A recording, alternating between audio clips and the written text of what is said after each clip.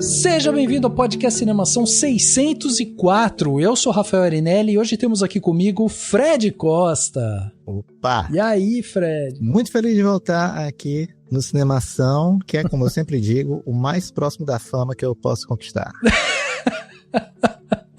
Ô, Fred, então a sua fama é pouca coisa que você precisa aí, talvez umas 5 pessoas te reconhecendo, assim. Mas é tudo que eu tenho, Rafa.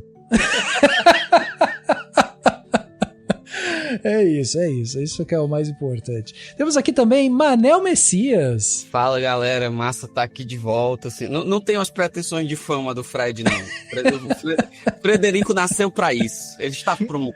Pois é, caraca, e olha, eu olhei aqui na agenda e falei assim, cara, tem que chamar o pessoal do Perdidos, então também resolvi aqui trazer o grande Reinaldo Feuerhuber. Isso aí, meu amigo, estamos aqui de novo, né? É nosso segundo lar já, o Cinemação, já vamos algumas vezes.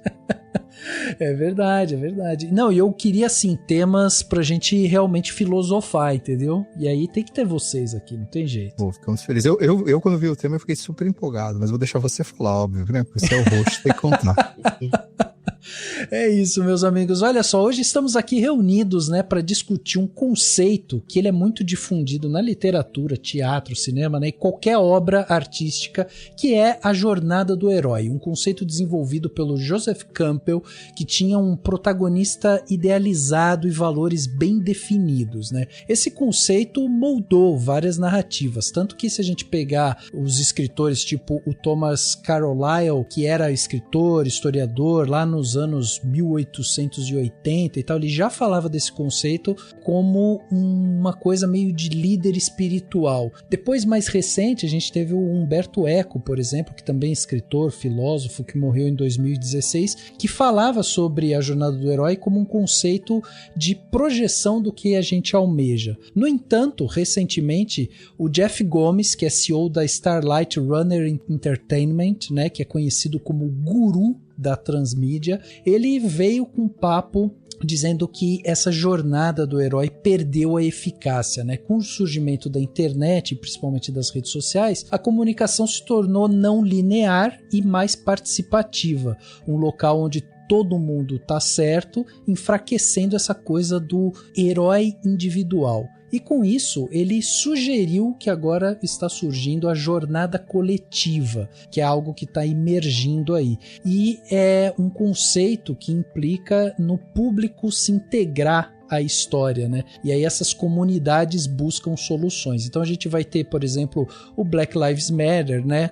E dentro da cultura pop a gente tem exemplos como o Game of Thrones, por exemplo, que foca numa solução muito mais coletiva, né? Então sai essa ideia do eu e vem a ideia do nós. Paralelamente a isso, o anti-herói ganhou mais espaço e esse é um personagem que é falho, ambíguo, humano, e ele é um contramodelo que questiona justamente valores refletindo a complexidade da condição humana. E hoje, eu, Fred, Manel e o Reinaldo estamos aqui para discutir justamente o que essa crise revela sobre a nossa sociedade, sobre contar histórias, né? Estamos presenciando o fim das narrativas individuais, o futuro do heroísmo reside nas ações coletivas e na aceitação da ambiguidade. Vamos discutir isso agora, no segundo ato desse podcast.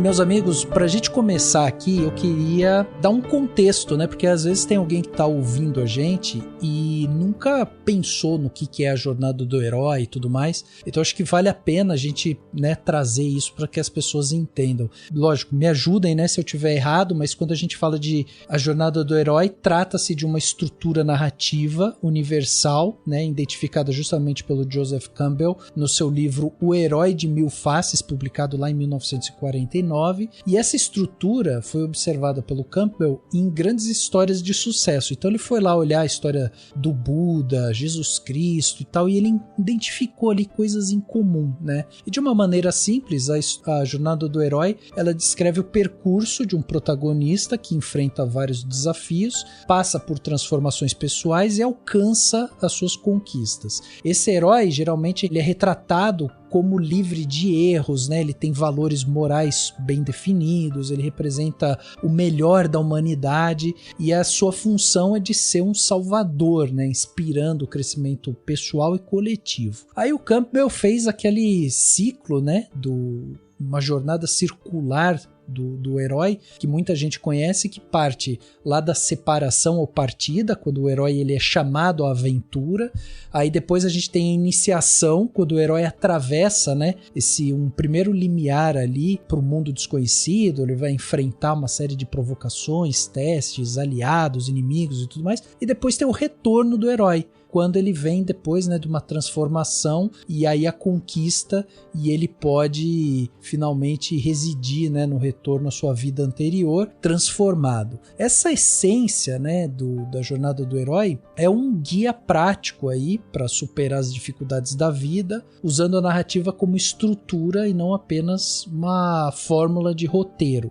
E ela serviu, né, para educar, criar e transformar a compreensão humana sobre a condição existencial, conectando experiências individuais, né, com arquétipos universais. Pois bem, com isso definido, e aí as pessoas já sabem o que é a jornada do herói, eu queria começar com uma pergunta que é o tema central desse podcast para vocês. Por que esse modelo tradicional de herói, do herói, né, ele está sendo questionado e considerado em crise agora, atualmente? Assim? O que mudou na nossa sociedade para a gente olhar para a jornada do herói e falar: tô achando que não é mais por aí. Eu quero primeiro fazer uma crítica aqui, que a gente veio fazer crítica sobre Salvador e convidou um cara chamado Emmanuel Messias. Acho que, né? Eu acho que assim, já com essa deixa do Fred, eu acho que a gente tem que começar com a opinião do Emmanuel sobre isso, porque ele tem, vamos dizer assim, propriedade, né? Propriedade existencial, né? Na internet fala lugar de fala, ele tem lugar de fala. Lugar de fala no nome, né? Já veio na... Cara, eu acho muito interessante pensar que isso tá em crise, mas eu acho que vale uma consideração, né? Essa crise ou melhor, né? Eu vou preferir chamar de suposta crise, tá, Rafael? Porque eu acho muito difícil a gente afirmar categoricamente, né? Até porque vamos pegar o cinema aí, né? Claro que a gente precisa ver, mas o grande herói, né? Vai ter um filme daqui a pouquinho, né? O Superman, a grande figura dessa jornada do herói. Mas sim, eu acho que tem uma crise no sentido de que a jornada do herói, ela é uma jornada de uma sociedade liberal, né? Então a gente vive uma sociedade muito às vias de superação, entre aspas, ou de abandono da lógica liberal e de uma completa inserção na multiplicidade do que a gente chama, do que a sociologia contemporânea chama de neoliberalismo, né? Uhum. Então, o neoliberalismo, ele tem essa característica de gerar novas demandas, assim, né? Então, assim, vamos pensar nos produtos liberais clássicos do New Deal americano. Você comprava uma geladeira, a geladeira durava 40 anos. Você comprava um carro e você tinha certeza que o carro ia ficar pro seu neto. Então, assim, o produto Jornada do Herói, ele é um produto que parece não se adaptar, ou pelo menos só ele, né? Não se adaptar com tanta clareza à necessidade de demanda de novidade, né? O neoliberalismo, ele tem uma de suas facetas, essa impulsão constante a uma espécie de novidade, ou seja, tudo no neoliberalismo fica velho muito rápido. Né? Então, de certa forma, a gente tem também... Você fica o tempo inteiro reenvelopando as coisas, o neoliberalismo criando, não necessariamente coisas novas, mas dando novas roupagens para as coisas velhas, né? Então, assim, por isso que eu disse uma suposta crise, porque ao mesmo tempo que sim, existe essa crise, também a gente vai olhar para o cinema, por exemplo, E uma das grandes apostas do ano é Superman, né? Que, de novo, não tem muita coisa. Eu acho que a gente, para poder entender essa suposta crise, a gente tem que entender a crise do liberalismo frente a essa coisa sofisticada, né? Que é mais sofisticada nesse sentido de comercialmente falando, chamado neoliberalismo, que fica impulsionando a gente o tempo todo, para o novo, para um novo, né? Mas um novo meio desesperador, assim, um novo não como ambição estética, mas como necessidade de consumo. Esses 12 passos, né, foram 9 a princípio definidos, depois os 12 passos, que é o que a versão mais convencional deles, é como se eles tivessem, né, dentro dessa lógica, se tornado chatos. Então, de certa forma, ver a trajetória seguida pelo Luke Skywalker, a trajetória seguida... É uma coisa já... Se você olhar, por exemplo, a galera vai fazer... O que a gente diz sobre filme de origem? Onde é que está a grande demonstração da jornada do herói? Em filme de origem. Você tem o chamado para ação, a recusa... Não tem... Não, a onda agora... Não vamos mais fazer filme de origem. Todas as origens já foram contadas. Quando você vai pegar o Homem-Aranha, o filme do Homem-Aranha, ele já é o Homem-Aranha. Se você vai pegar o Superman, ele já é o Superman. Não tem mais que contar, saca? Então, eu acho que parte disso tem que entender que essa crise não é em si da jornada do herói, mas eu acho que é a crise da lógica liberal, né? Em frente às novas lógicas do mundo, que a gente joga tudo nesse guarda-chuva na sociologia e às vezes chama, até equivocadamente, tudo de neoliberalismo, né? Gostei desse seu comentário, hein, Manel? Já fez um lado aqui interessante, sabe por quê? Quando eu até falei no começo do podcast sobre, por exemplo, movimentos como o Black Lives Matter, foi o que eu falei, é que eu ia falar do Me Too, né, também. Sim. Então, tem esses dois exemplos, né, que é de uma jornada coletiva, né, a gente pode dizer assim, que é um movimento social auto-organizado, como o Black Lives Matter e o Me Too, que ganharam força justamente pelas redes e resultaram em algumas mudanças genuínas, né? Vindo impulsionadas justamente por esse superpoder de narrativas, de milhares de micronarrativas compartilhadas, assim. E eu acho que a gente passa a ver agora essa tendência, principalmente com a fortificação, por exemplo, da inteligência artificial, que as pessoas estão criando os seus próprios Superman, por exemplo. Isso. E aí você tem o ônus e o bônus, né? De um lado você tem, como tudo nas redes, né? Você tem uma capacidade de multiplicidade muito grande, ao mesmo tempo a informação vem de tantos lados. A gente vive também, né? A jornada uma crise da jornada do herói também é uma crise da confiança, né? De certa forma, porque no herói, né? We trust, assim, a gente confia. Você tem aquela figura lá, agora você não tem mais essa figura. Então a gente vive uma suposta crise da jornada do herói também denuncia uma certa crise de confiança no sentido de que a gente não tem mais uma coisa para confiar, tem muitas informações e muitas informações que são horas confiáveis, horas não confiáveis. Eu acho que a crise da jornada do herói é uma crise de multiplicidade, né? E aí a gente tem que lidar com o ônus e o bônus disso, ao mesmo tempo que a gente tem os movimentos como o Me Too e o Black Lives Matter, a gente tem também a dificuldade de lidar com essa informação, com a quantidade absurda de fake news, com, por exemplo, voltando para o cinema, né? Com review bomb, a galera se juntar para destruir um filme dizendo que é lacração, por exemplo, né? O fato é que agora a gente são muitas coisas acontecendo ao mesmo tempo. Então, talvez esses 12 passos bem definidinhos ali, mais ou menos pelo campo, já não dão mais conta da quantidade de coisas que o nosso mundo tem, né? Das quantidades de coisas que acontecem no nosso mundo. Cara, eu concordo com o Manel no sentido de que a jornada do herói ela tá em crise no capitalismo tardio.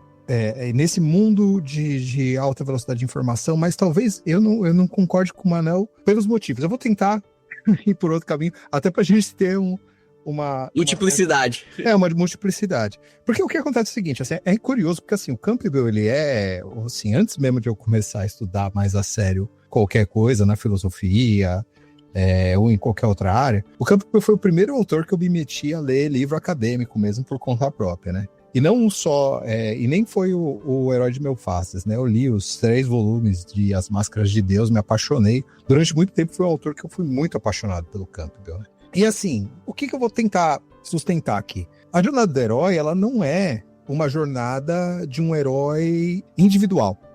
Vamos dizer assim, ela se tornou uma jornada de herói individual, desse sujeito excepcional, principalmente numa leitura, se a gente for pensar aí, eurocêntrica e, vamos dizer assim, capitalista, né, neoliberal. Mas vamos dizer assim, o que acontece com a jornada do herói?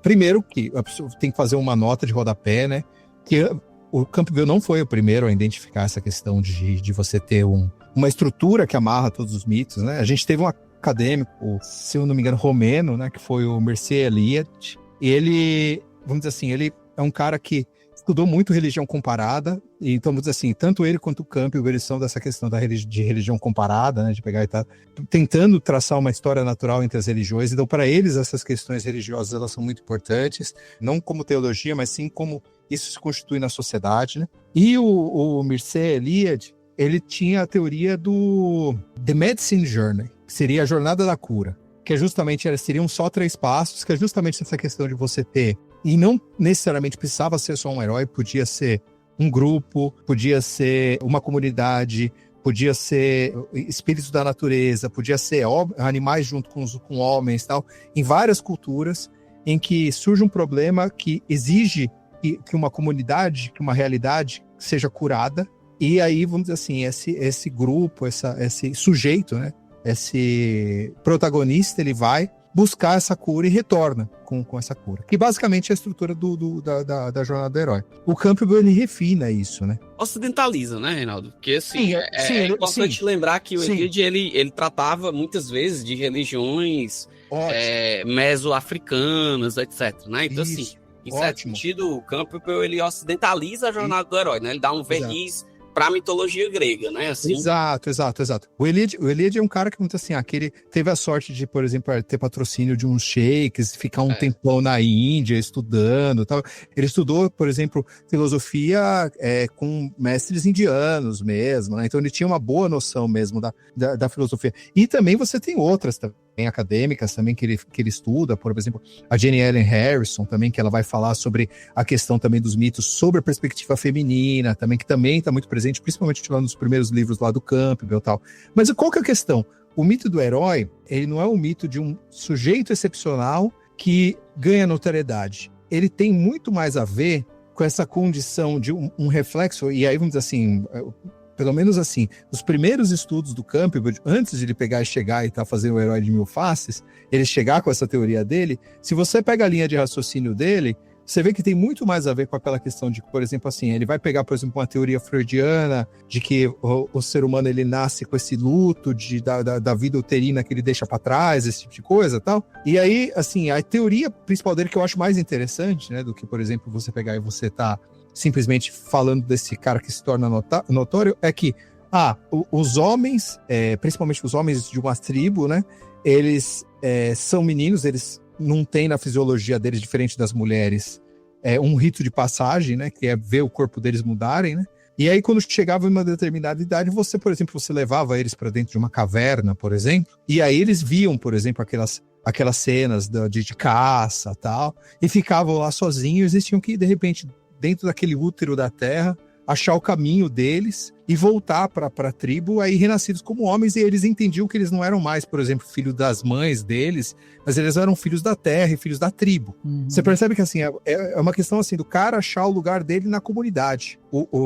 A essência do mito do herói não é sobre notoriedade, que é o sonho capitalista, que é o sonho ocidental grego. Ele é sobre você achar um lugar na comunidade. E também, vamos dizer assim, você ir para um lugar especial, para um mundo especial, onde você consegue essas coisas. Você tem um mundo onde as regras são dadas, que, historicamente, que você tem regras físicas, regras naturais, regras de tradição, e aí você vai para esse mundo especial, onde as coisas elas são ou mais intensas, ou mais místicas, e aí, vamos dizer assim, você vai lá e você aprende com isso, cresce com isso e volta com esses conhecimentos para a sua comunidade. Eu vou sustentar que o problema é que o capitalismo, ele quer sempre dizer que a solução é individual. Você quer vender essa ideia de que você pode se tornar essa pessoa notória, e as pessoas estão desconfiadas de que isso é impossível, porque todo mundo tá aí na luta e não consegue pegar e não consegue chegar. Primeiro que não consegue perceber a diferença entre o mundo especial e o mundo real.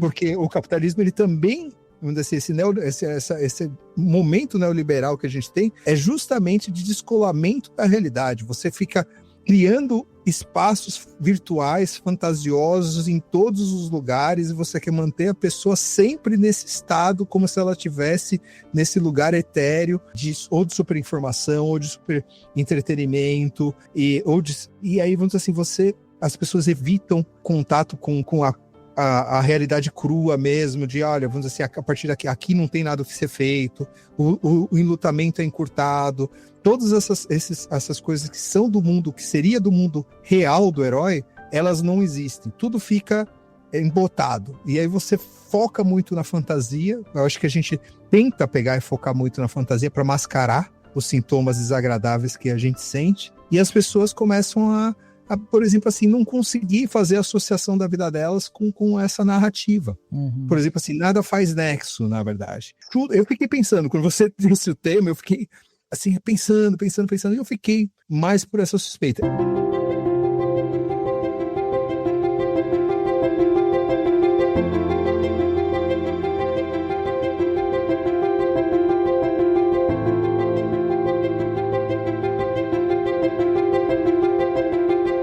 Parada, Reinaldo, que é assim, né? Ao identificar a estrutura do monomito, né? Assim, eu vou evitar também ficar um papo muito cabeção, mas acho que vale lembrar que, assim, a adaptação da estrutura do monomito do herói, ou da jornada do herói, pro cinema, ela não é necessariamente a obra do Campbell, né? O Herói das Mil Faces, sim, ele dá bases para o que o George Lucas, por exemplo, viria a fazer com Star Wars.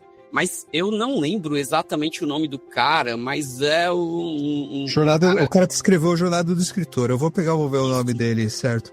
Ele é o Christopher Vogler. É o Vogler. Isso. Christopher Vogler. Nos anos 90 que essa jornada do herói, né? Assim, claro. Virou manual. Isso, virou manual. Então, assim, o esgotamento. Outro dia eu não sei exatamente se era a Fernanda Montenegro, mas eu vi a Adélia Prado, alguma dessas figuras gigantes da nossa literatura, falando que uma pessoa que lê literatura, ela tem modelos de como resolver as coisas. Então, assim, uma pessoa que tá numa dúvida, tá numa angústia, que se foi traída, não foi traída, e ela leu Machado de Assis, ela tem uma referência que uma pessoa que não leu, não tem. Porque, em certo sentido, o Vogler, né, ele também estabeleceu determinadas regras de como os nossos sentidos seriam educados para essa mídia cinema. Sim, concordo. Então, a gente, desde os anos 90, a gente tem uma educação. Se você pegar todos os filmes de brucutu, é uma certa jornada de herói. Sim, né? concordo. Sim, aos seus modos, os brucutus, eles refazem, né, os brucutus ali dos anos 80. O rock, por exemplo, final dos anos 70, né? O rock é... Não, mas não só o rock, a gente vai pegar, por exemplo, Indiana Jones, sim. De Volta para o Futuro, todos os grandes hits, praticamente, dos anos 90, eles são jornadas de herói.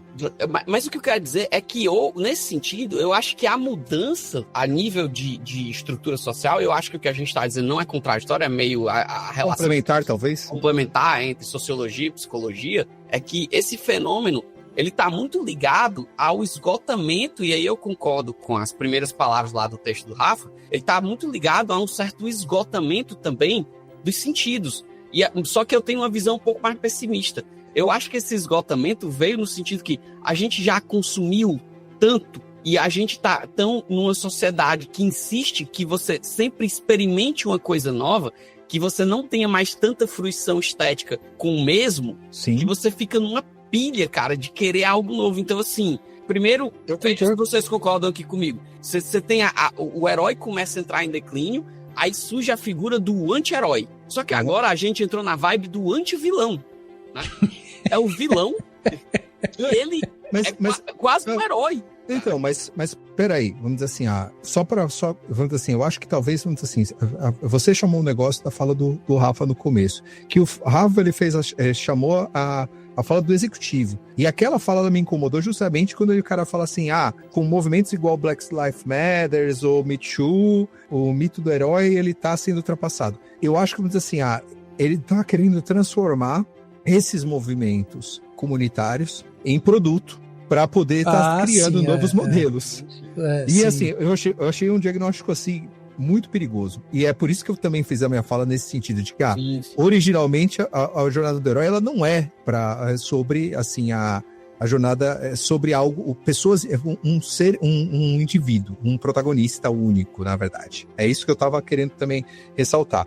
E eu concordo com você, que assim, que existe um desgaste no sentido de que da maneira de produção desses filmes, porque assim, a gente... E talvez isso aí tenha a ver, por exemplo, assim, quando você vê, por exemplo, um filme como Pecadores, que não é necessário, vamos dizer assim, ele tá bem deslocado, você tem que fazer um exercício muito, que isso é uma coisa que eu acho que também é assim, que é um vício que a gente tem, né? Tipo, a jornada do herói, ela se popularizou tanto, e aí às vezes a gente pega uma narrativa que ela não foi feita em cima de jornada do herói, mas a gente se esforça para ver a jornada de herói nela. E aí, vamos dizer assim, o Pecadores eu acho que é um filme que ele não segue a jornada do herói. Vamos dizer assim, não tem essa questão lá, vamos dizer assim, não é os mesmos passos. Em certos sentidos, eles não são heróis ocidentais, né? Exato, concordo. E aí o que acontece, assim, quando você vê Pecadores, ele é um filme mais barato, ele é um filme menos atrelado a regras, menos supervisão do estúdio.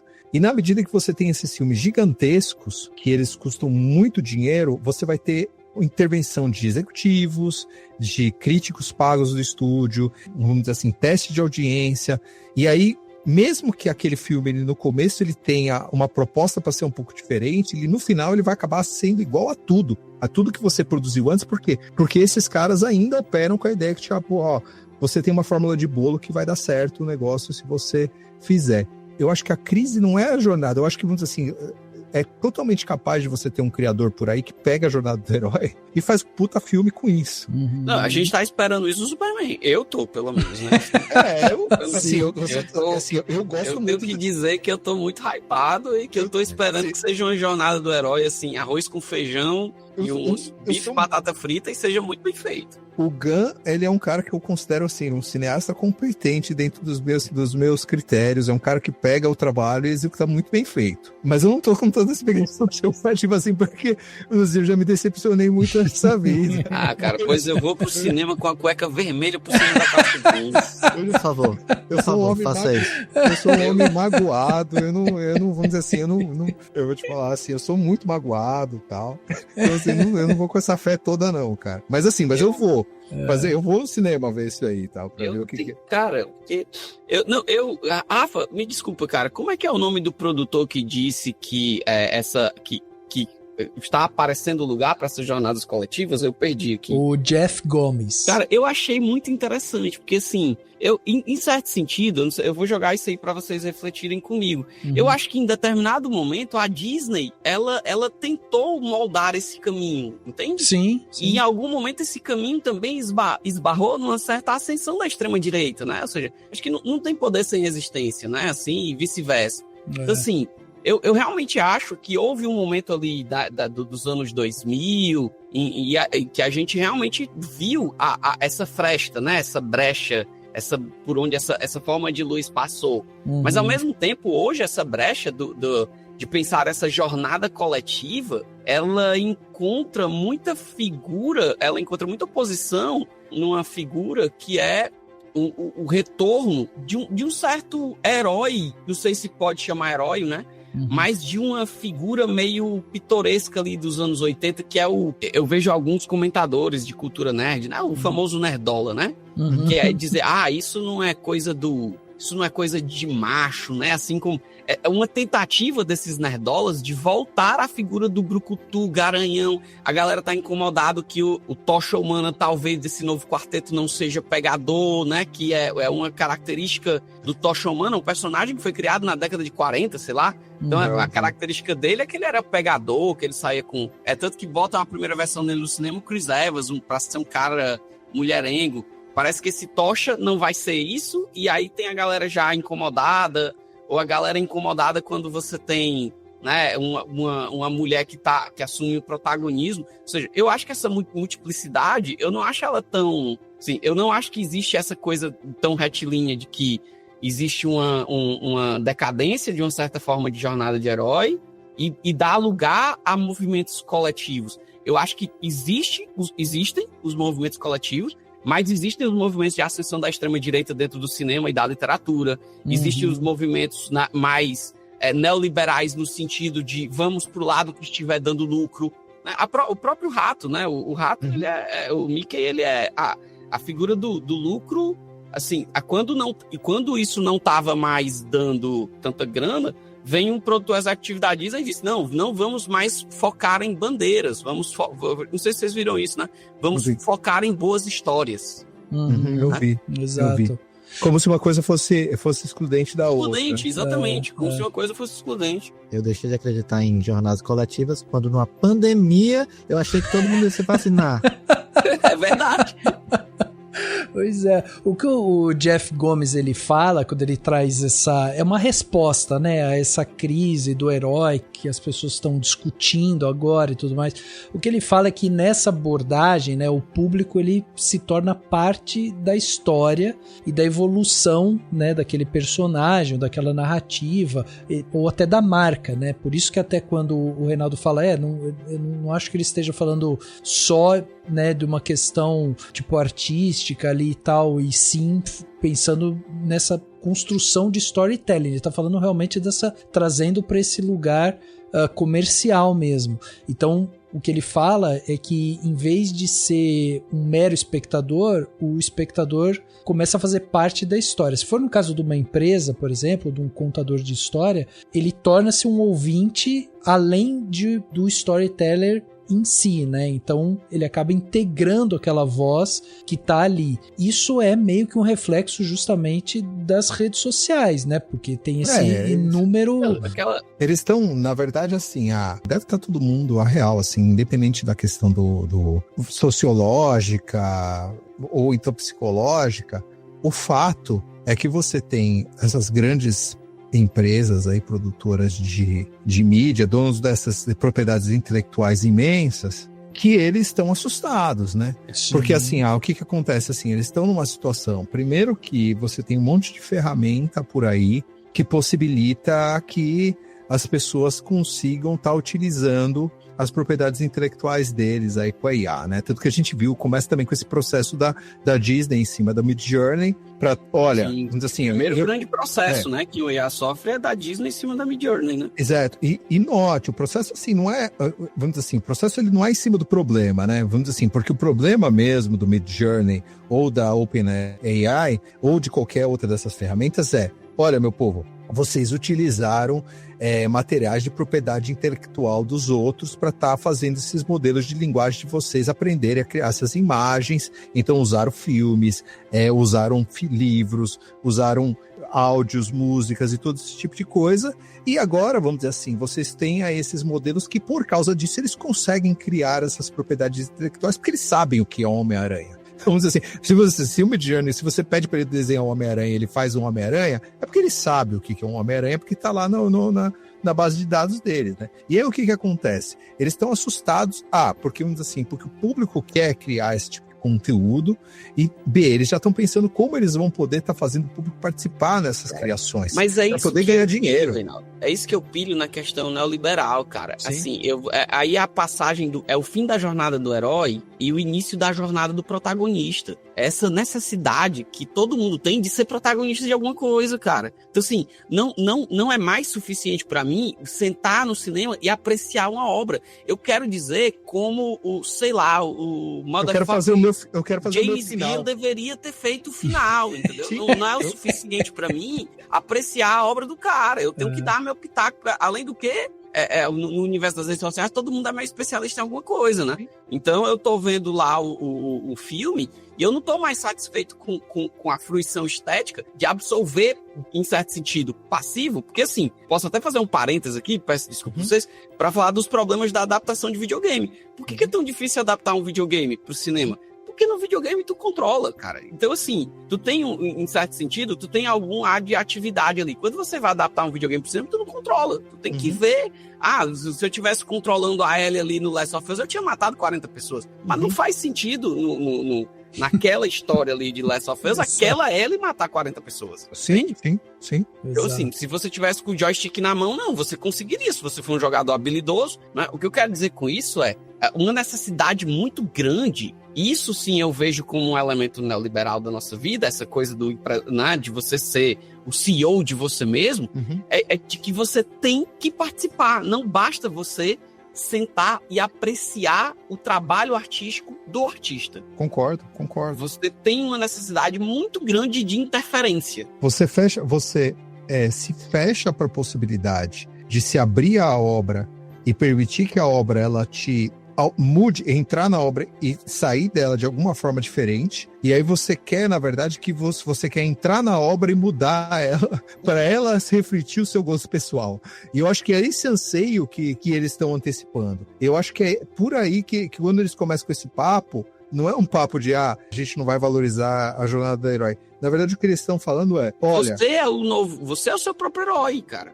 Nós queremos pessoas que nos criem soluções que permitam as pessoas se tornar os próprios heróis. Na verdade, eles estão mandando, sinalizando isso para quem? Para roteirista, para programador, para todos esses criativos que possam criar esse tipo de solução para eles. Por isso que eu disse que a gente tá saindo de uma espécie de jornada do herói e entrando na era dos protagonistas. Só que quem é o protagonista do filme? É o diretor? Porque assim, né, no modelo clássico de cinema, vamos dizer assim, né, que não é nem tão clássico assim, o conjunto todo ali. Mas o diretor é o maestro. Né? Ele que vai dizer como a cena rodou e tal, etc. E hoje não, assim, a galera, cada um ser o próprio diretor do filme. Então, eu acho que existe uma distopia cinematográfica que é cada indivíduo entrar no cinema e assistir seu próprio filme.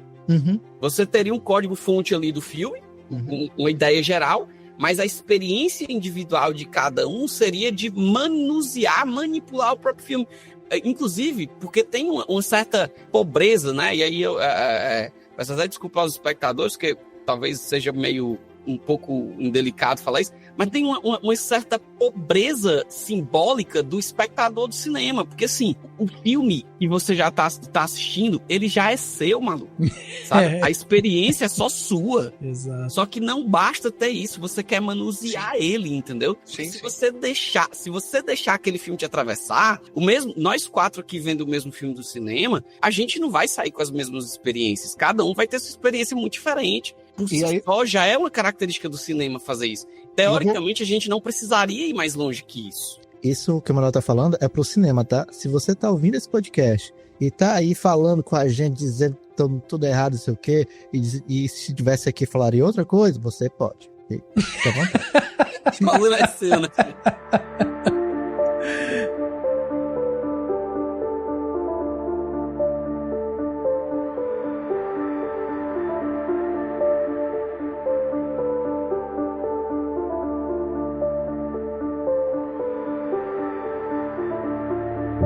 Fiquei pensando na sua fala, e eu concordo, vamos dizer assim, que a solução ideal é que, para eles, é que cada um consuma exatamente aquilo que vai lhe agradar, de forma que a pessoa fique o maior tempo com a atenção presa dentro daquele produto de mídia.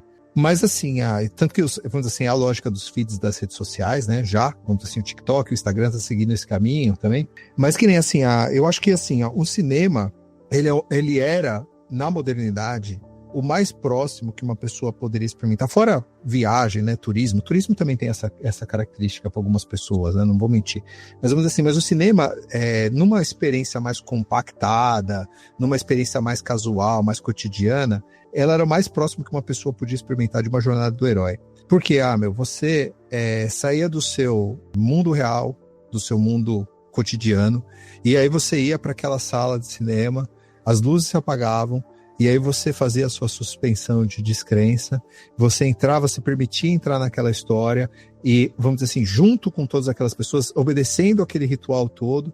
E se tudo desse certo, se você estivesse diante de um grande filme, quantos filmes não foram desse jeito, né?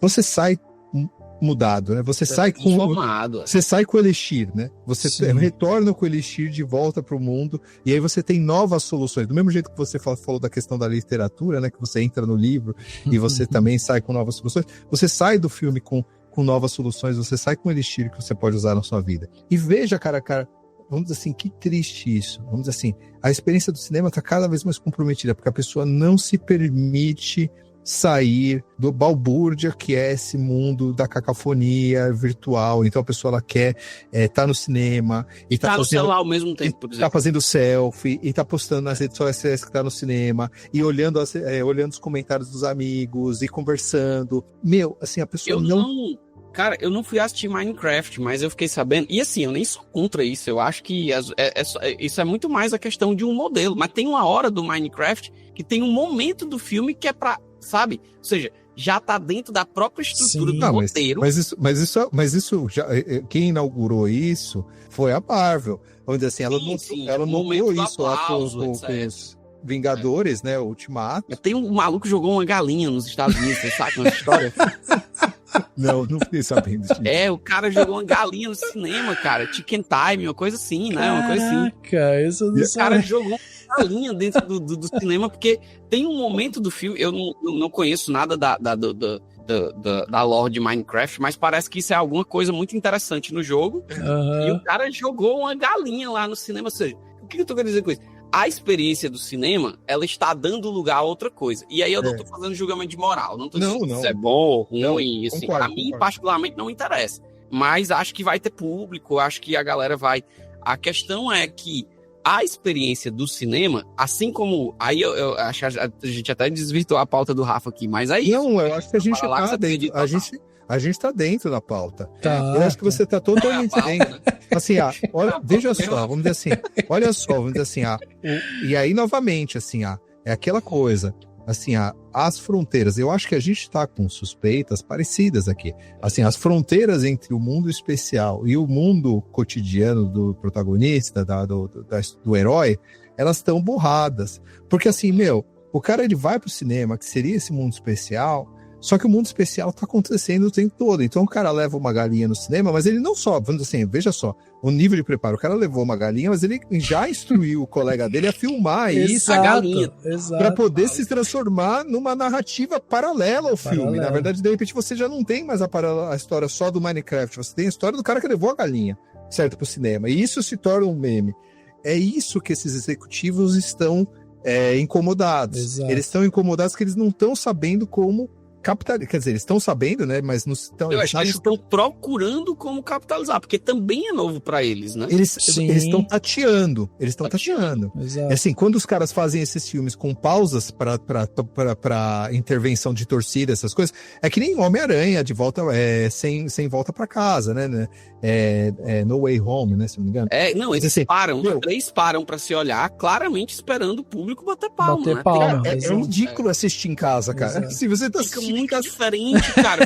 É outro filme você vendo em casa. Porque você vê todas as pausas e as pausas não acontecem. Eu também tive essa angústia. Você vê cada trecho que foi feito pra parar. Pra parar. Só que como você tá em casa, não vai acontecer nada, né? Exato. O filme. Exato, é uma coisa estranha isso. E aí, assim, você teria que soltar uma versão, o real, na verdade, era falar assim, home cut. Antigamente você tinha o Director Cut. Cara, fica muito ruim, cara, assistir esse filme em casa, cara. É muito estranho. Eu tenho uma pergunta aqui, queria saber a opinião do Fred sobre isso, porque isso tudo que a gente tá falando, acho que faz super sentido, né, dentro dessa desconstrução do que é esse herói e tal, principalmente nesse momento que a gente tá vivendo, e aí, né, um momento em um mundo onde todo mundo pode emitir opinião sobre tudo, todo mundo tá certo, né? Não existe as pessoas erradas, todo mundo sabe o que é o certo a se fazer. Essas histórias da jornada do herói, que daí vão envolver esses conflitos, essas lutas e tudo mais, e ter um vilão como errado, começa a ficar com justamente essa barreira aí borrada. Daí tem uma coisa que vocês estavam falando que me fez pensar, e eu queria saber o que você acha, Fred, disso, porque essa transformação, ela reflete justamente uma mudança cultural profunda, assim, né? A gente tem visto isso. E o herói, ele talvez esteja nesse momento em terapia, né? Ou em desconstrução, porque a figura do herói também estava associada muito a essa questão também da moral e tudo mais. E a gente, com o tempo, você até mencionou a questão da pandemia, a gente foi vendo essas coisas serem quebradas, né, com o tempo. A confiança nessa figura do herói como salvador absoluto e tudo mais, ela não é mais sustentada por esse contexto social e político atual. E a pergunta que eu queria te fazer é isso, será que essa crise, né, do herói dentro desse sistema que a gente está hoje e tudo mais, é um sintoma de uma desconfiança mais ampla nas grandes narrativas e nas figuras de autoridade que a gente tem, que a gente também perdeu essa visão heróica dessas figuras de autoridade. Tipo, as pessoas estão mais céticas e não acreditam mais.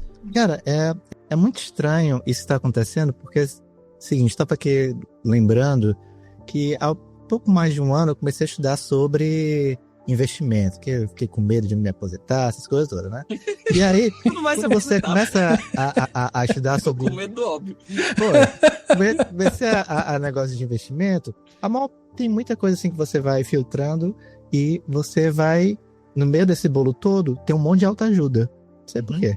Vai ter um monte de autoajuda dizendo como você deve mudar a sua vida pra você e tal. E aí, dentro dessa história toda, tem sempre uma lição que é assim: ninguém vai lhe salvar. Ponto. Corta pra a gente ainda ser uma sociedade em que o Jesus Cristo, que tem toda a sua jornada do herói em si, é a pessoa que é mais esperada no mundo pra voltar e tal. Então, assim, é tão complexo a gente viver num momento em que as pessoas esperam tudo da gente mesmo, que a gente se resolva, e ao mesmo tempo vive uma esperança de que venha alguém para solucionar tudo. E assim, e é isso. Essa é uma explicação mais simples, vendo assim o catolicismo, mas isso vai misturando todas tudo que tá acontecendo no mundo, cara. É muito esquisito a gente continuar pensando dessa forma até binária, né? Ou a gente fazendo por a gente mesmo, e ao mesmo tempo a gente tá esperando alguém pra salvar a gente. Eu só penso que tem que acabar essa coisa de salvador mesmo. Já dizia Pôncio Pilatos. Cara... Nossa, pesado. Pariu, velho. Assim, ó... Galera, os cristãos aí, foi mal. Não foi uma opinião minha, não. Foi ele que disse. Eu tô só... você tá citando só, né? Citação. Assim, aspas, que é pra... Eu acho que tem várias coisas que você citou. Primeiro, depois mas eu nem vou pelo lado da pandemia, que depois eu acho que eu queria fazer um comentário sobre o lance da pandemia. Mas vamos dizer assim, você falou essa questão de que esquizofrenia, né, dessa dupla personalidade, né, da condição do neoliberalismo, que é, olha, ninguém vai te salvar, mas ao mesmo tempo ele se une, por exemplo, a religiões neopentecostais, tal, essas coisas, é para a ideia de que vai vir um salvador. E também outro sintoma aí muito louco, né, que a gente tem vamos dizer assim, a gente tem cristãos sionistas, né, também, né, e o sionismo, ele é uma crença também, tipo, que geralmente, para quem é cristão, né, tipo, historicamente, quem é cristão, que é sionista, eles querem que os judeus voltem para a terra deles, a prometida, acelerar, né, para acabar o mundo. Então, acelerar assim, o juízo final e tal. E aí, vamos dizer assim, e aí essa diferença da jornada de herói de Jesus, e aí eu nem acho que é a original, né? Vamos dizer assim, mas assim, quando você faz aquele apêndicezinho lá no final, lá o Apocalipse, que a gente sabe que foi escrito depois, né? Você passa a ser o quê? Uma jornada de herói, um herói que, ao retorno dele, o mundo vai, como a gente conhece, vai acabar. Então assim, você tem duas coisas dicotômicas do tipo, olha, só você pode se salvar, só que, assim, quando chegar, mas se vier o Salvador, ele vai acabar com tudo que está aí. Assim, inclusive, parece falar do nosso ex-presidente. Vou acabar com tudo que tá aí, né? Assim, do ex-presidente, né? Então, assim, você tem essa ânsia, esse mal-estar nas pessoas, de uma falta de fé, de que juntos, nos ajudando, sendo mais humanos, podendo pegar e podendo trabalhar junto, criando história juntos, não nessa história em que você assume protagonismo, mas numa história que você vive junto, sabendo que você é apenas uma parte dessa história. Eu acho que isso também faz falta pra gente, para o momento atual. Você saber que nem tudo é sobre você, que você é só uma pessoa que vai viver numa longa vamos dizer assim, numa longa linhagem de pessoas por milhões de anos que, vamos dizer assim, no final das contas, só fez uma pequena soma nessa história. Tipo assim, por mais que você faça coisas fenomenais, é só uma pequena soma, porque todo mundo tá somando isso aí. E é você perder essa questão assim de que, olha, você faz parte de algo maior, você tá junto, cuidando das pessoas que precisam ser cuidadas, e com isso você espera que você vai ser cuidado pelas pessoas, um senso de comunidade mesmo, né? Muito assim. Então você quer extinguir isso nas pessoas, e aí ao mesmo tempo que você extingue isso, você causa um desespero muito grande nas pessoas, porque a pessoa ela pensa assim, caramba, sou eu contra o mundo, e quem pode contra o mundo, cara? Superman só existe um. E eu acho que talvez por causa disso que o Superman ele ainda é esse herói fundador aí dos super-heróis, e ele é esse cara que é quase messiânico, né? Ele tem, vira e mexe, ele é... Quase não, ele é messiânico. Ele é messiânico, né? Ele é uma alusão a Jesus Cristo. Um trecho nesse novo trailer que ele diz, né? Eu vim pra essa terra pra fazer desse mundo, pra ajudar as pessoas a fazerem desse mundo um lugar melhor, né? Exato. É um negócio super Jesus Cristo, né? Sim. Só que o Jesus Cristo, ele tem essa contradição que ele vem pra ensinar as pessoas a serem melhores, para irmanar elas e todo tipo de coisa, só que quando ele voltar o mundo vai acabar. Assim, essa grande contradição que é muito louca. Mas vocês não acham isso maluco, cara? Ao mesmo tempo que assim, a gente pensa que existe essa coisa, né, na pedagogia dos afetos, né, na educação sentimental que a gente tem, quase que um consenso que a gente precisa, enquanto espécie, se unir para enfrentar determinados obstáculos, porque sozinho mesmo você precisaria ser Superman, um super-herói. Então, assim, em certo sentido, a crise do super-herói tem a ver também com essa crise de uma certa compreensão da individualidade, né? Ao mesmo tempo que toda vez se a gente incluir mais pessoas nesse grupo desse comum, aí vem a reação de determinados setores que vão chamar essa experiência de lacração, etc, né? Ou seja, é como se fosse aceito se o comum fosse feito por homens brancos, etc, etc.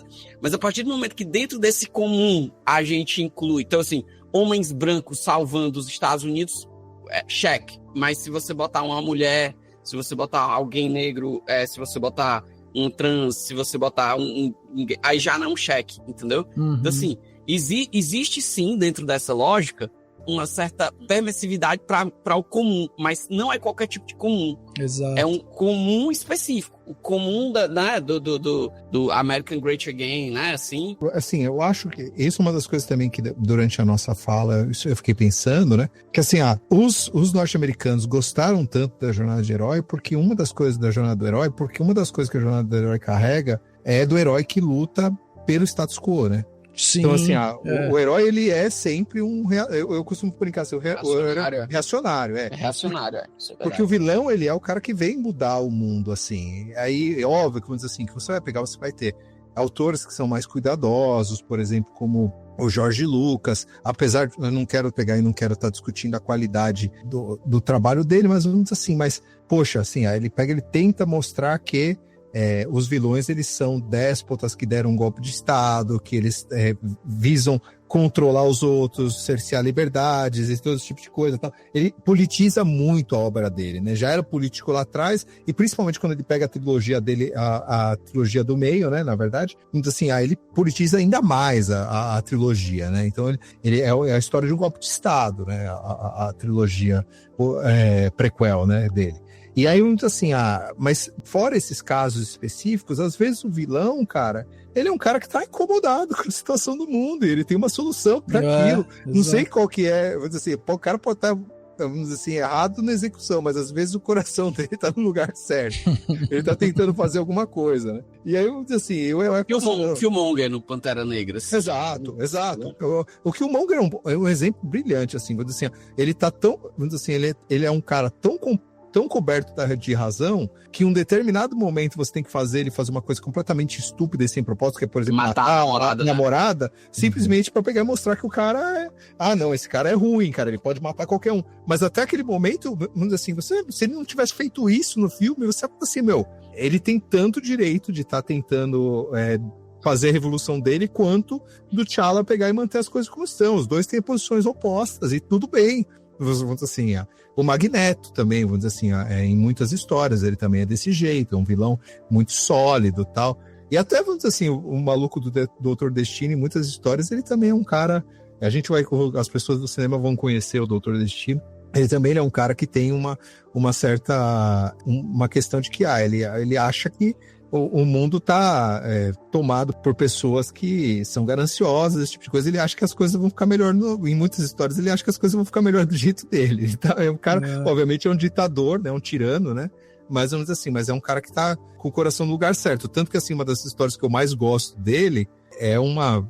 que fica antecipando as recomendações, é Destino 2099, que é uma história que seria um Doutor Destino que aparece no futuro, sem o país dele, né, a Lavtéria, né, que é o país que ele tem, e aí vamos dizer assim, e aí ele tem que pegar e tem que derrubar um déspota, e aí a partir daí, tipo assim, ele pega e fala assim, mas eu não vou parar nisso, ele vai lá e derruba o governo dos Estados Unidos, derruba as corporações norte-americanas, e você é uma loucura, cara, ele pega, ele derruba o sistema capitalista, tá ligado? Uhum. E é toda uma história legal, assim, tanto que, assim, muita gente sabe que e ele é um vilão em outras histórias, é um cara que simplesmente ele é vilão das outras histórias. Dentro dessa lógica, vilão é o que você tava falando, né, cara, assim, é muito importante esse ponto, né, do herói como um reacionário, né? Sim.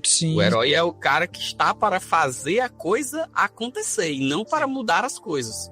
O chamado do herói é o chamado para fazer com que o destino siga um suposto fluxo natural. Sim, exato. E não para interromper o fluxo do destino. Qual é, assim, você pegar o caso, acho que mais ridiculamente na cara. Hoje a gente vê com mais clareza.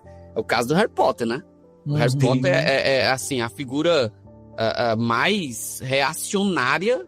Assim, hoje, eu olhando para Harry Potter, eu vejo a relação é o Churchill versus o Hitler, e você não sabe o que é pior, né? É tipo por aí. É bem inglês isso, na verdade. Bem inglês, é bem inglês, é bem inglês. Não há nada de revolucionário, em certo sentido, também nem precisa ter, né? A gente às vezes quer botar coisas na escrita das pessoas. Mas não há nada de pensar no caso do Harry Potter. Ele qual é a grande questão do Harry Potter ali? Mudar o mundo da magia? Não, é manter o mundo da magia como sempre foi. Sim. Aquele que aparece para chacoalhar o mundo da magia, ou seja, a figura do fascismo ali na figura do Voldemort, de certa forma, ele tá tirando as coisas do lugar. Então ele é o inimigo, que além dele ser, né, um déspota, um fascista, sim, né, tratado com nazis, mas ele também tá tirando coisa do lugar. Não tem uma terceira força ali, não existe uma terceira, né, uma figura que está ali para fazer, né, não tem uma terceira opção, né? Isso. Você quase falou terceira via, hein, Manel? Ai, não, para aqui. Fiquei nervoso. Fiquei preocupado. Não. O Voldemort, o Harry Potter, pareceu o Ciro Gomes. Repare bem.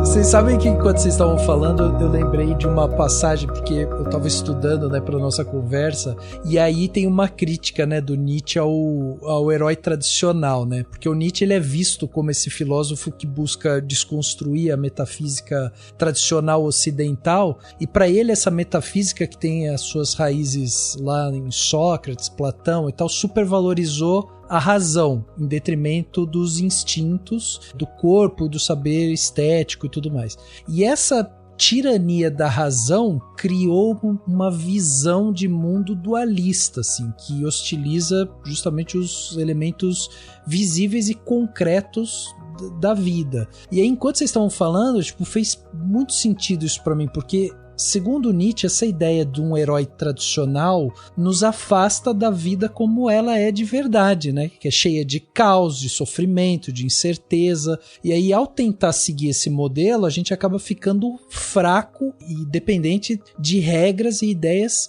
que nem são nossos, assim. Porque a gente não tá com o pé no chão ali. E aí, em resposta a isso, surge o anti-herói, que é um personagem que não é perfeito, que erra, que tem as contradições, né? Ele vive em busca da sua própria verdade e tudo mais. E o anti-herói, ele representa a quebra desses padrões antigos, e ele não nega a vida em si, assim, mas ele encara ela com coragem, mesmo sem garantias de sentido, né? Então, é engraçado, porque quando a gente vai observar isso, pro Nietzsche, o anti-herói, ele é mais verdadeiro, mais humano e mais próximo daquilo que ele chama de espírito trágico, né? Alguém que aceita a vida como ela é e mesmo assim escolhe vivê-la com autenticidade. E eu acho interessante isso, né? Porque ele vai falar justamente sobre essa quebra desses padrões que a gente estava falando aqui, né? Total. E assim, essa visão o Nietzsche tem suas contradições, etc, né? É um filósofo que a gente tem assim, tem que ler com cuidado, porque ele era... mas tem muito isso mesmo, cara, de o herói clássico, ele é um herói metafísico, né? Então nessa visão, eu acho que isso está no Crepúsculo dos Ídolos, né?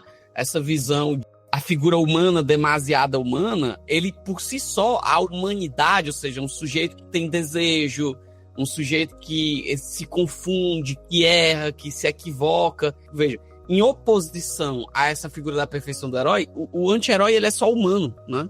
Ou seja, ele é só uma pessoa tentando viver a vida dele, né? Eu acho essa sacada genial. Isso me atrai no pensamento do Nietzsche, assim. A experiência de humanidade, ou seja, a própria experiência existencial humana já é por si só uma categoria anti-heróica por ser trágica, né? O herói é uma experiência em si trágica, né?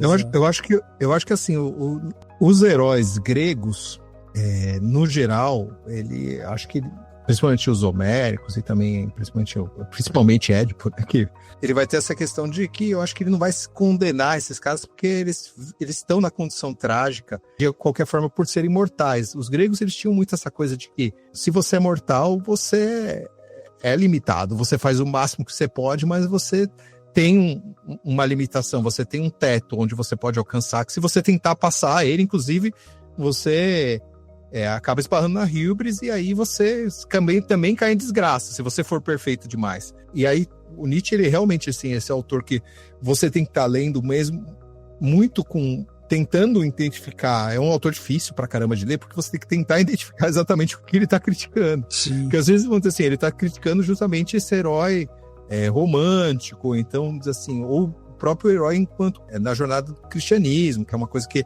ele pega, que ele vai enquanto ídolo, né, cristão, tal, ou o próprio platonismo, né, que também tem essa visão mais perfeita, né, principalmente o neoplatonismo, essas coisas. Então, assim, a gente tem que ver com muito cuidado aonde que ele tá, o que ele tá tentando martelar, porque ele tem alvos muito específicos, ele tem coisas que ele... Mas, assim, você tá certo, assim, o excesso de razão, ele vai condenar o excesso, vamos dizer assim, essa desvalorização da corporalidade, dos sentidos. E eu acho que, vamos dizer assim, isso tem muito a ver com o momento que a gente vive, cara. A gente tem muita dificuldade em lidar com os aspectos negativos da vida. A vida, ela tem que ser transformada e é impossível isso, eu acho que é por isso que todo mundo fica muito frustrado, mas as pessoas ficam numa sensação de que a vida tem que ser transformada num grande parque de diversões para te entreter o tempo todo. Seja com as redes sociais, ou então você vai estar sempre passeando, viajando, consumindo, esse tipo de coisa. E, vamos dizer assim, isso é impossível de ser sustentado. É uma coisa que é impossível de ser sustentado. E aí daí as pessoas se frustram muito. Você não... talvez isso também tenha uma questão dessa desempolgação da jornada de herói. Porque as pessoas, elas percebem que a jornada do herói, por mais que fosse sobre essas pessoas notáveis, o Luke Skywalker, você pega o Luke Skywalker, cara, é um fazendeiro que salva a galáxia. E aí vamos dizer assim, esse sonho de você ser uma pessoa que sai de um lugar qualquer, o Superman é um imigrante, ele também é um salvador. Também é um fazendeiro, né? É um fazendeiro e é um imigrante, né, também, assim. Esse sonho de que você parte de lugares simples e você pode se tornar notável, você pode...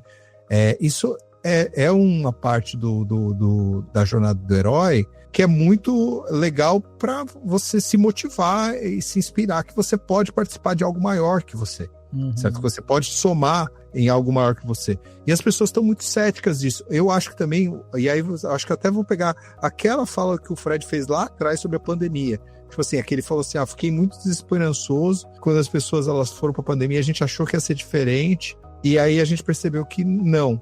Eu acho que a pandemia ela foi o momento em que de repente o mundo foi para esse lugar especial, para o lugar místico, onde todo mundo achou que a partir daqui a gente vai voltar com o Elixir, e aí, na verdade, a gente voltou até piorado a pandemia. Piorada. Sim. A gente tá na boca da Terceira Guerra Mundial. E o cinismo, e o cinismo ruim, não o cinismo filosófico, né? Não no sentido filosófico, mas o cinismo ruim, ele acabou tomando conta de todo mundo, cara. Assim, as pessoas, elas nem se sabem cínicas, elas nem se sabem tão pessimistas assim, mas elas estão sem fé.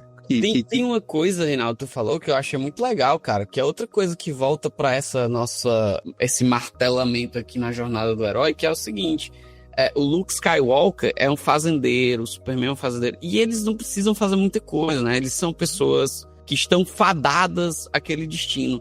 Eu acho que tem uma certa dissonância cognitiva aí, entendeu? Que é quando o sujeito identificado com essa jornada, né, ou seja, com esse modelo liberal de que tem alguma coisa prometida para ele, vai descobrindo que essa coisa prometida nunca chega, né? E aí você vai ter uma experiência de frustração que vai, inclusive, gerando um ressentimento, né? Pô, aí você vai e entra essa coisa nunca chega, porque o concurso que foi prometido para mim agora tem cotas. Eu tenho uma pessoa negra tomando meu lugar, entendeu? Por isso que não chegou para mim.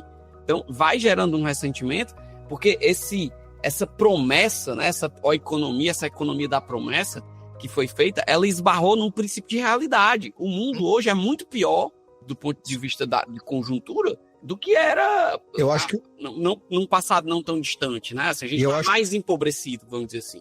Eu acho que, vamos dizer assim, a reação exacerbada que essas pessoas têm quando, por exemplo, se anuncia que o protagonista de Star Wars vai ser negro ou que é uma mulher. Por exemplo, a gente viu isso. Vamos dizer assim, é como se materializasse, se na história se materializasse essa frustração. Então essa jornada que me foi prometida, esse futuro grandioso que foi me prometido, agora até na ficção, até nas histórias, isso não vai ser mais prometido para mim. Vai ser para uma mulher, para um cara negro. Exato. Logo for. E aí, vamos dizer assim, e aí o ressentimento explode, né, cara? Porque assim, esse ressentimento, ele não é um mimimi apenas de uma imaturidade. Não, ele é um ressentimento firmado numa pessoa que ela tá totalmente rancorosa, ela tá totalmente ressentida com a vida, porque a vida, ela não dá aquilo, não dá a mínima condição dela sonhar.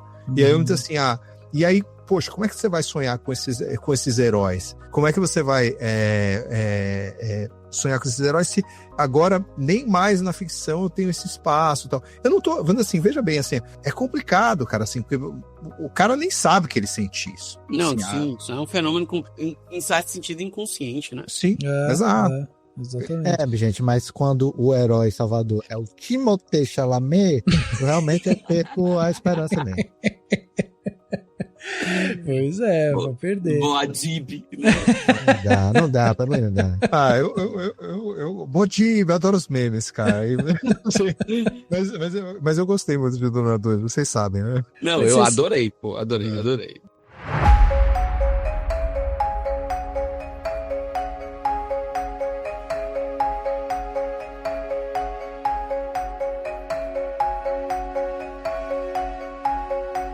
Vocês sabem que, por exemplo, quando a gente para pensar na democracia, né, em si, a gente sabe que a figura do herói, do mito, né, ela é anacrônica e contrária aos valores da participação efetiva de milhões de pessoas anônimas que constroem a sociedade. E a gente vê justamente situação, né, a figura do herói se adaptando, né, a novos contextos, né, formas narrativas e tudo mais, e essa figura ela tende a se tornar mais humana, falha, né, então a gente vai vendo essa mudança. Uma coisa que eu queria perguntar para vocês é o seguinte: como vocês acham que a educação ela pode fomentar uma compreensão mais crítica e libertária do homem, para além desses moldes, modelos, né, heróicos impostos aí por ideologias estatais e pela indústria cultural, assim? Existe algum caminho que a gente pode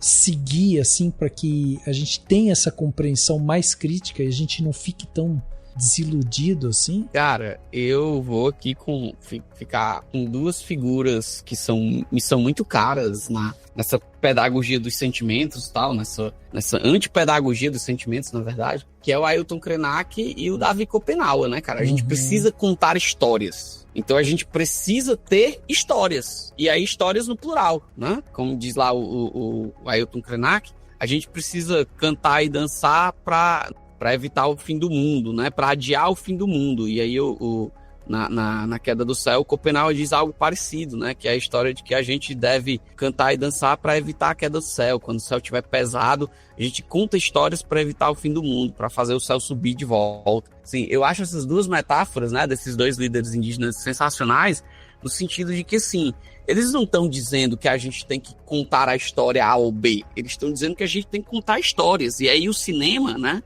O Cinema, um dos grandes podcasts de cinema do Brasil, o cinema, ele cumpre esse papel. É o papel de contar diferentes histórias. E aí, quanto mais histórias a gente tiver, né, histórias... Aí a gente teria que abrir um parênteses muito grande para discutir o que é uma história de qualidade, mas não vem o caso aqui.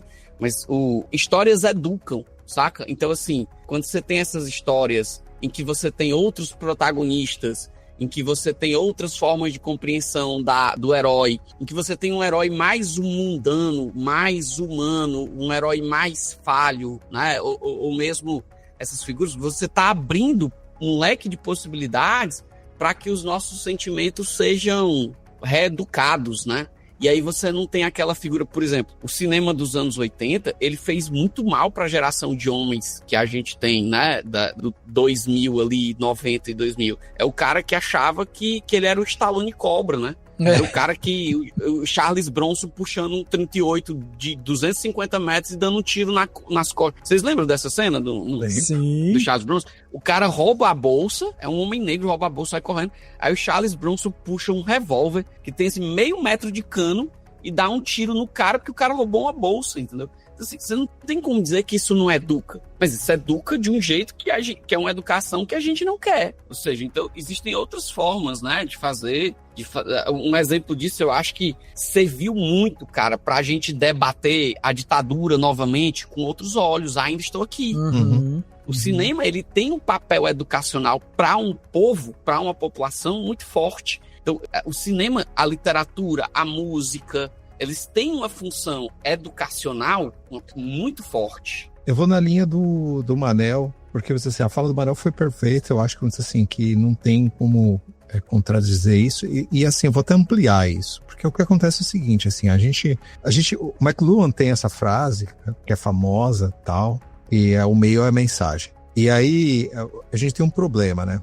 Que é um grande teórico da mídia, né? O Rafa também é de publicidade, também tá familiarizado, e a gente também tá familiarizado com o autor aqui. E aí o que acontece, assim, o problema é que, vamos dizer assim, a gente tinha momentos em que a gente tinha entradas e saídas das mídias. Agora a gente está imerso num grande fluxo de mídia o tempo todo. Então, vamos dizer assim, se você entrar num trem, num transporte coletivo, num ônibus, às 6 horas da manhã, você vai ver dezenas, talvez 70%, 80% das pessoas de olho nas telas de celulares, consumindo alguma espécie de informação, seja nas conversas do WhatsApp, seja no Instagram, seja no TikTok, no YouTube, ouvindo música.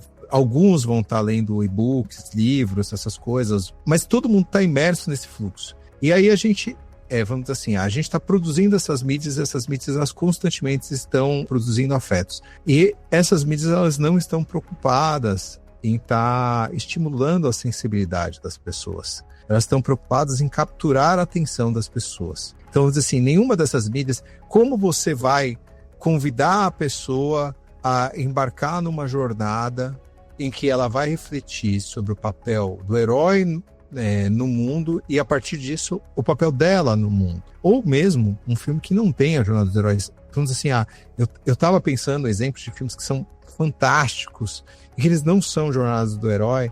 Por exemplo, assim, é difícil você catar Blade Runner e você falar que aquilo é uma jornada de herói. Você tem que forçar muito a amizade para você falar que aquilo é uma jornada de herói. Mesma coisa é um Akira, por exemplo. Assim, é dificílimo. Páprica também, principalmente filmes orientais, animações orientais, é dificílimo você encaixar. Poderia dizer que são heróis mais nietzschianos, né? São heróis mais trágicos. Mas não tem uma jornada. Eles não têm a jornada. Assim, eles podem ser heróis, mas eles não têm jornadas, vamos dizer assim. Lá não existe uma rota. Mas mesmo assim, eles entram em contato com essas histórias e eles saem transformados, certo? Vamos dizer assim, com aquilo, com as perspectivas políticas, com as perspectivas existenciais e tal. Mesmo você pega a literatura, você pega um Dostoiévski, você pega um Kafka, um Machado de Assis, sempre você tem esse protagonista, né, esse herói da história, mas ele sai transformado. Às vezes, se você for kafkianiano, inclusive em coisas... Literalmente, né? Mas vamos dizer assim, você tinha todas essas produções que elas permitiam as pessoas a entrar em outras perspectivas e refletir sobre o papel delas na família delas, na comunidade delas, na sociedade delas, e a partir disso ter um momento de recuo e ver que o mundo não é só, vamos dizer assim, se distrair infinitamente. É difícil você querer construir uma subjetividade, uma sensibilidade, afetos em histórias que são tão curtas quanto o TikTok. Por exemplo, a gente teve esse fenômeno que eu não estou desmerecendo a qualidade do trabalho e a engenhosidade do trabalho do rapaz, da Marisa de Maiô, que de repente virou uma mania nacional. É muito pitoresco, assim, no sentido assim, que capta a atenção, o negócio, mas assim, e tem um humor lá, mas ao mesmo tempo assim, é um humor absurdo, quase onírico, parece que você está vendo uma substância de sonhos lá, porque as coisas elas não têm nenhuma preocupação, nem de criticar a mídia, o formato de mídia de programas de auditório, nem de querer fazer nenhum comentário social, não, tipo, são simplesmente um insólito absurdo que não tem nada de errado. Vamos dizer assim, é um gênero do humor que é nonsense, que é muito legal, mas você vê que, vamos dizer assim, ele é adequado para essa situação das pessoas em que a atenção é microsegmentada e você não pode conseguir prestar atenção. É difícil você chegar para uma pessoa, para um jovem hoje, e falar assim, olha, você vai sentar aqui e vai assistir um filme por 3 horas. A pessoa fica ansiosa, ela quer pegar o celular, ela não consegue. Vai pedir para ler um livro de 500 páginas também. A pessoa tem muita dificuldade. Poucos jovens têm essa capacidade de concentração. E eu acho que, vamos dizer assim, é justamente porque toda essa produção midiática no qual a gente está inserido, elas não têm essa preocupação de construir sensibilidade, de educar, de criar as reflexões. E a questão toda, ela vai... Se não houver um esforço, né, nesse sentido, ela só vai piorar.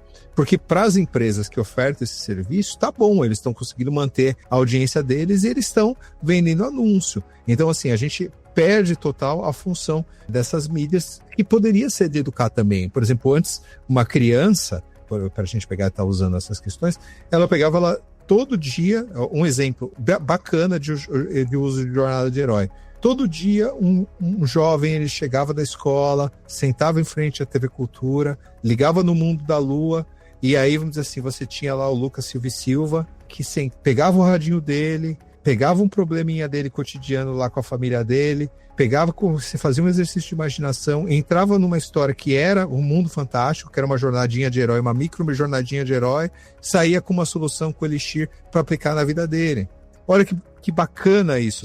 E aí, vamos dizer assim, isso construía uma sensibilidade. Da mesma maneira que produções como Castelo Rá-Tim-Bum e várias animações educativas tal, e até animações que não eram educativas, você pega um Liga da Justiça, você pega histórias que elas tinham essa preocupação de estar envelopando momentos de reflexão, porque você tem o cuidado lá de um artista que consumiu muita cultura para chegar num ponto que ele está lá, para poder produzir aqueles roteiros, para poder produzir aquelas artes, e aí o cara sabe o valor daquilo, ele quer botar um pouco daquilo naquilo que ele está fazendo. É justamente parte dessa construção coletiva. A cultura e a educação, ela é uma construção coletiva. Se a gente ficar achando que é o papel, por exemplo, da escola, as horas que a criança vai estar na escola, mesmo com o celular desligado, que vão corrigir isso, que vai criar uma cidadania nas pessoas, isso não vai acontecer. A jornada, vamos dizer assim, a jornada de produção de afetos, de produção de cultura, de produção de educação é contínua e se dá o tempo todo. Hoje, mais que nunca, a gente tem que pensar isso enquanto sociedade.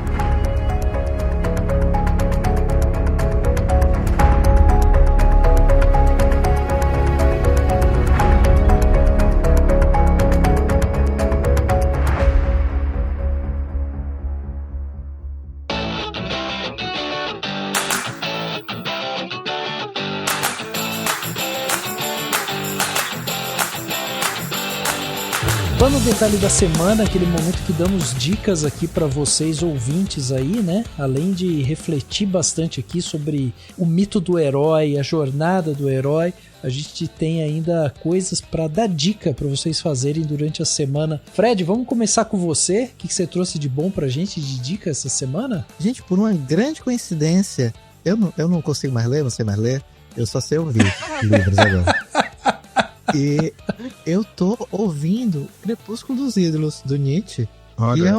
E é assim, eu adoro audiobook, certo? Mas você ouvir filosofia é um pouco mais complicado, ainda mais esse livro específico, ele começa com aforismos, enumerando, tal. E cada aforismo desse é uma chibatada que você tem que ficar 3 dias pensando nisso aí, né?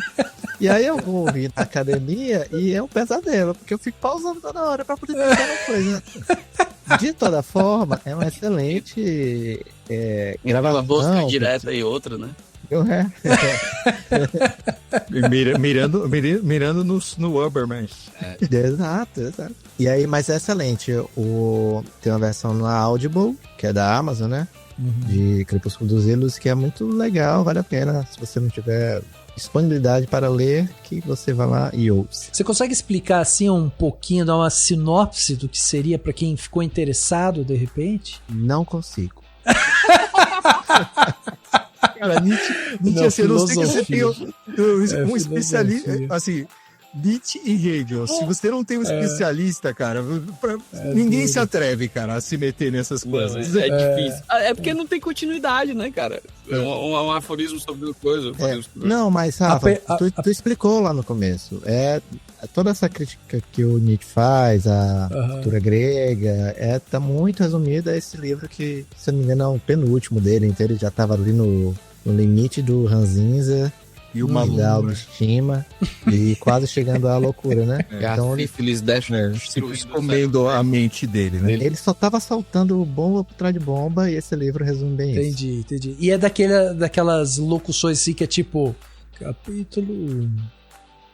Não, é bem gostosinho de ler. Então ótimo. É legal. Hoje os audiobooks são bem feitas. Que bom. Hoje em dia os audiobooks são muito legais, gente. Eu sou um entusiasta do áudio, por isso que eu gosto de podcast, mas eu entrei no mundo dos audiobooks na pandemia, quando tinha crise de ansiedade que não conseguia mais ler, e eu sempre li muito, e os audiobooks destravaram isso, e desde então eu sou apaixonado e um grande adepto, e eu recomendo demais. Pô, maravilha. Tá aí, então, para vocês que estão ouvindo, né, esse podcast, vai ter link, né, no post dele aqui, na descrição do episódio, vai estar lá o que cada um citou com link, então você vai clicar, já vai ser direcionado. Então dá uma olhada aqui depois. Reinaldo, e você? O que você trouxe de bom pra gente aí? Cara, eu vou... Já que, vamos dizer assim, primeiro eu vou fazer uma recomendação pros jovenzinhos, tá? Vamos dizer assim, que é o Fred começou indicando Nietzsche, e aí eu recomendo, assim, se possível, jovenzinhos, eu sei que adolescente gosta de ler Nietzsche, essas coisas, mas antes de ler, tem muito vídeo da Scarlett Martin no YouTube, comentaristas do Nietzsche, é sempre bom ver vídeos ou livros, ler livros de comentaristas antes de entrar em Nietzsche, porque o Nietzsche, se você não tem chave de leitura, ele pode fazer estrago na vida da pessoa. a pessoa pode sair um ser humano péssimo depois de ler Nietzsche. Ele é um red pill, né? Assim, Se você falando do Nietzsche, é que tudo que ele vai falando é destruindo e dialogando com quem tá atrás, né? Exato. Assim, então, se você não tem esse conhecimento anterior, fica complicado e você acaba pegando só uns cortes aleatórios em que ele é uma pessoa que toma Campari. Assim, e aí, mas dentro dos audiolivros tem eu lembrei de um livro que eu adorei, cara, de ouvir em audiolivro, porque ele é narrado pelo humorista que escreveu isso, e é o Você Não Merece Ser Feliz. Como conseguir... Muito bom, cara, muito bom, Daniel. Craque, Daniel, Cara, é muito bom, cara, em audiobook. É muito bom, cara. Você ficar rindo, cara, com esse livro, cara. É genial. Não, é fantástico, cara, esse livro. É um livro de anti-autoajuda. Eu acho genial, cara, assim. É brilhante. É um livro de desajuda. Anti-herói. Desajuda. Desajuda. Eu adorei o termo. Desajuda. E eu acho que vale a pena. E fora isso, assim, eu fiz algumas recomendações pontuais durante o episódio. Eu acho que eu vou reforçar. Eu acho que vale a pena. Eu gosto muito dos quadrinhos do universo Marvel 2099, em que você tem, por exemplo, em que os vilões são corporações e os heróis, eles são oprimidos por essas corporações, eles lutam, explorados por essas corporações, e eles lutam para estar derrubando elas. E eu acho que, assim, a gente tá faltando, já que a gente tem que assumir se a gente tem que assumir um manto de herói, que seja esses heróis que lutam contra essas organizações que só querem explorar a nossa atenção.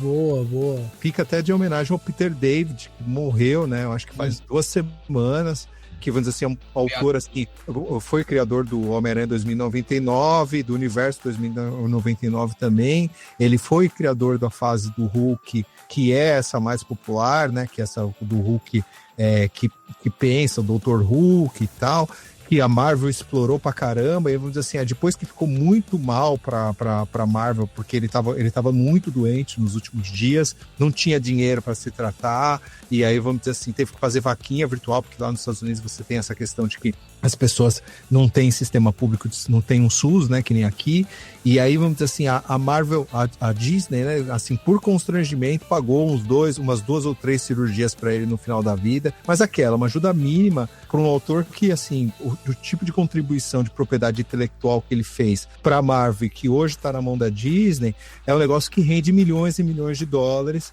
e que o cara, vamos dizer assim, morreu praticamente na miséria. Tem noção que esse cara não ganhou nada, velho, por esse desenho aí do Homem-Aranha novo, né? No Aranha-Verso, que o Miguel O'Hara é um dos personagens principais, a invenção dele. Inclusive, vamos dizer assim, foi usado no segundo filme e vai ser mais usado no terceiro. E vou dizer assim, porque as pessoas adoraram o personagem, o design é fantástico também. O Reinaldo querendo derrubar as grandes corporações e eu divulgando o link da Amazon. Não, a Amazon...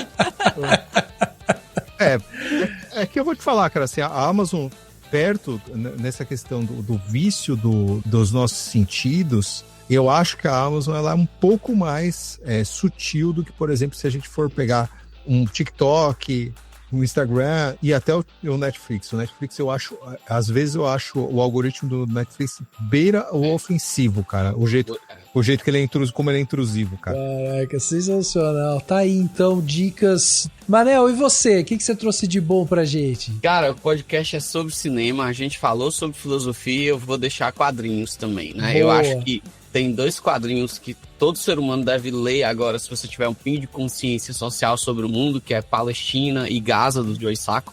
Nossa, acho que é uma necessidade humana, né? É você se inteirar do genocídio na Palestina, e agora com essa ofensiva, né, de Israel sobre o Irã e o revide do Irã, né? Vou fazer um jabá também do Perdidos. O Perdidos tem um episódio sobre a questão palestina. Nossa, é muito bom. Um dos melhores episódios que eu acho que a gente gravou, assim, muito rico para entender todo o contexto histórico. Agora é um episódio bem cabeção, assim, bem difícil de escutar, mas vale a pena ouvir, porque é realmente muita informação, né? Foi uma aula que a gente teve, né, com o professor de história aqui do Ceará. A gente praticamente só ouviu, né? Isso, a gente foi uma aula, né? A gente se calou e deixou o cara dar a aula dele, né? Então fica aí Palestina e Gaza, do Joe Sacco, né? Um dos maiores quadrinistas do jornalismo em quadrinhos, se não for o maior, né?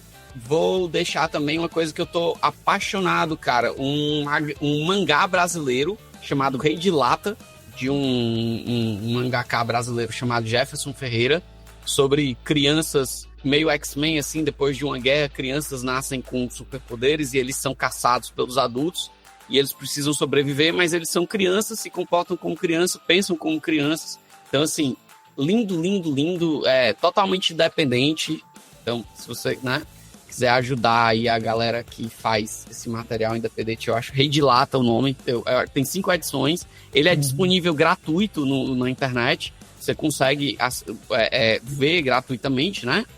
Com um webtoon, mas acho que vale a pena comprar a obra, porque ela é muito bem feita, muito bem acabada, muito bem editada, muito bem pintada, né? Então, e eu li recentemente, eu tô terminando, na verdade, que a vida me atravessou e eu comecei a ler outras coisas, mas tô terminando, que é um HQ do Jodorowsky chamado Juan Solo. Me interessou porque o pessoal dizia que era o Édipo do Jodorowsky, né? E qualquer coisa do Jodorowsky é bom. Duna do Jodorowsky, que nunca aconteceu, é uma das coisas mais lindas que não aconteceu. Mas eu acho que é lindo justamente porque não aconteceu. Que não aconteceu. Né? Se tivesse acontecido, tinha sido uma tragédia, né? Mas fica aí também. Qualquer coisa que você pegar do Jodorowsky vale a pena. Mas esse Juan Solo, que é uma leitura edipiana do herói edipiano, a gente tá falando de herói, né? O herói trágico, que é o Édipo, chama Juan Solo. Lindíssima, super bem desenhada, super bem acabada. Material da Conrad, muito bem feitinho. Então, vou deixar as minhas dicas aí, né? Repetindo. São Palestina e Gaza, do Joe Sacco, Rei de Lata, do Jefferson Ferreira, só quadrinho, e Juan Solo, do Jodorowsky. Não, mas teve seu podcast também, que eu anotei aqui. Sim, verdade. E o Perdidos na Paralaxe, a questão palestina. Né? Vejam lá, porque ficou, nossa, muito... É fino esse episódio. Esse episódio é fino, né? Que demais. Pô, sensacional. Pra fechar aqui o plano detalhe, eu vou deixar um vídeo aqui, na verdade, uma dica só, que é um vídeo que eu assisti recentemente, uma entrevista que o seu Jorge deu, né? Foi produzido ali pelo pessoal do Fantástico. E o seu Jorge, ele conversa com um grupo ali, falando sobre a história dele e tudo mais, lá na Pinacoteca. Ele faz essa entrevista, é um papo super legal, porque ele vai conversar ali com pessoas com autistas e tudo mais, e eles vão fazendo perguntas sobre a carreira dele, e o seu Jorge, ele fala um pouco sobre tudo, assim, fala sobre o desenvolvimento artístico, fala um pouco sobre a visão dele de mundo, né? A perda do irmão também, como é que foi para ele.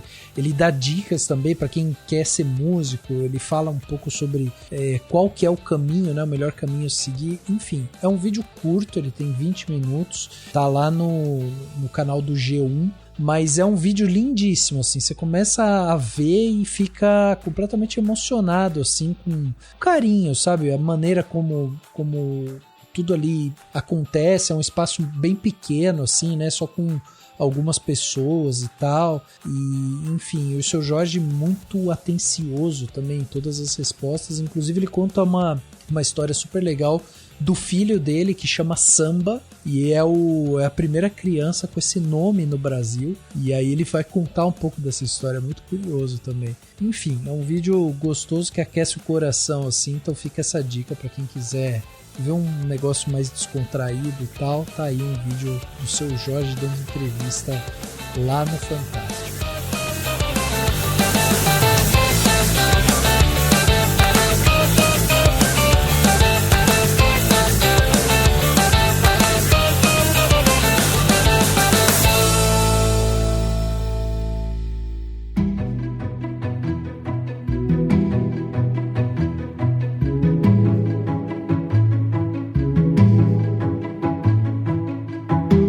Gente, é isso então, chegando aqui no final desse podcast Cinemação 604, falamos aqui sobre o mito do herói em crise, né? Batemos esse papo aqui sensacional, acho que a resposta para isso tá justamente em tudo que a gente falou aqui, nessa reflexão em torno dessa imagem do herói.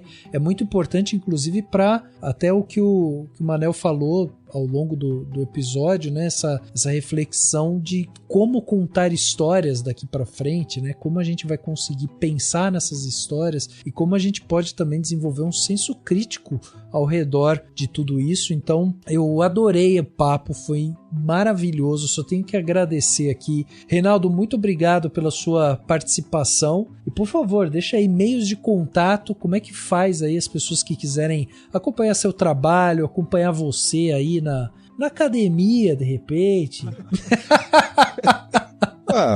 Eu acho que assim, mais fácil hoje em dia é seguir lá no Instagram, né? Assim, você pode também achar lá por Reinaldo Feuerber, mesmo lá no Instagram, tá? Reinaldo.Feuerber, mas eu acho que se digitar só... É que é complicado, né, meu sobrenome, né, gente? Mas eu acho que se você digitar Reinaldo.F, acho que eu já vou aparecendo. Mas aí, vamos dizer assim, podem estar me seguindo lá, tal, e a gente bate um papo, é só chamar, tal. Cara, é isso. Basicamente é isso. Que bom. Muito obrigado mais uma vez pela sua participação aqui, foi excelente. E queria agradecer aqui Manel também, muito obrigado, Manel no meio ali, final de semestre, o cara dando aula e não sei o que, arranjou um tempinho, veio aqui conversar com a gente. Muito obrigado, Manel. E também, meios de contato aí, como que as pessoas encontram você?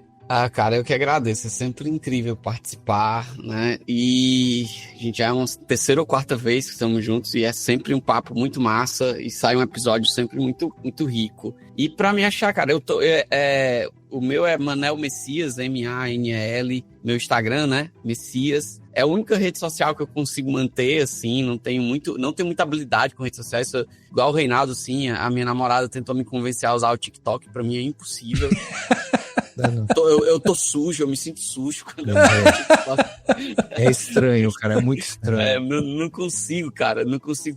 Twitter, X, tipo, não dá, eu só... E tem um Instagram de professor, onde eu coloco o que eu tô fazendo, né, enquanto professor, coordenador de um curso de psicologia, chama professor.Emanuel Messias, aí é mais profissional mesmo, é mais eventos, divulgação de eventos acadêmicos, etc, né? Mas é isso, assim, eu sempre aberto aí para conversar sobre cinema, revista em quadrinho, cultura pop, pessoal do... E, claro, né, escutem do Perdidos na Paralaxe, aí eu vou deixar com o Fred para fazer esse jabá, porque é o boss. É isso, exatamente.